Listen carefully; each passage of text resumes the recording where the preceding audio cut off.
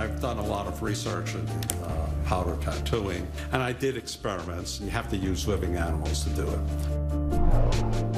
First of all, let me say that I find it absolutely morally reprehensible, disgusting, and unnecessary to use live animals in any kind of weapons testing. I think it's fascinating that the defense didn't want to say what kind of animals were used. Imagine the terror they experienced being restrained for these, even though they may have been anesthetized during the actual being shot process. I think it very well may affect jurors. Two of them have listed themselves as passionate animal lovers involved in animal rescue. And I spoke to a woman who was in court, and she said that those two women looked down and one of them shook their heads like this when they heard about that live ammo testing, weapons testing on animals. Shame on you.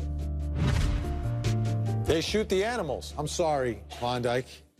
Klondike joins us, our cat. And why do we bring a cat here? Well, two of the jurors, I don't know how many people know this, are avid cat owners. B37, we know volunteers at Animal Rescue, cat lover, cat owner. Also, B76, very passionate about pets. Also, yes, a cat owner. Probably has a whole bunch of cute little cats like Klondike here. Is this a real issue? Because the defense puts on this witness who gets up there and very matter-of-factly says, yeah, we shoot and kill live animals. It's the way he said it that's a problem. He was kind of like, oh, I do it. And you know what? Never underestimate how people feel about their animals. I used to host an animal show, very important to people.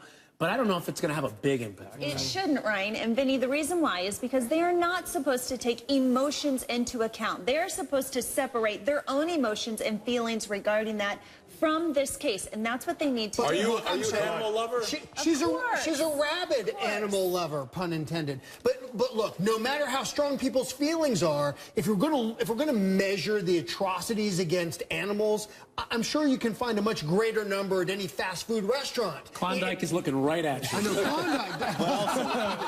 Klondike.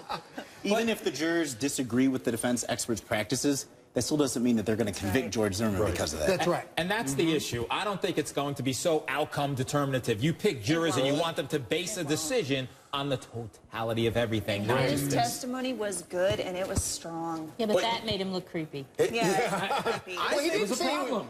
You know what? I did a radio show. And you can talk about murder and things, and the people call. You talk about the death or the killing of an animal, the phones would light up for 3 hours straight. Michael, the passion with people like James Velez-Mitchell, you can't underestimate it. Remember the Jodi Arias trial? For days, everybody asked me, what happened with Napoleon? What happened with Napoleon? People were really focused on that. Yeah, I personally think it could be a problem. I guess we'll find out.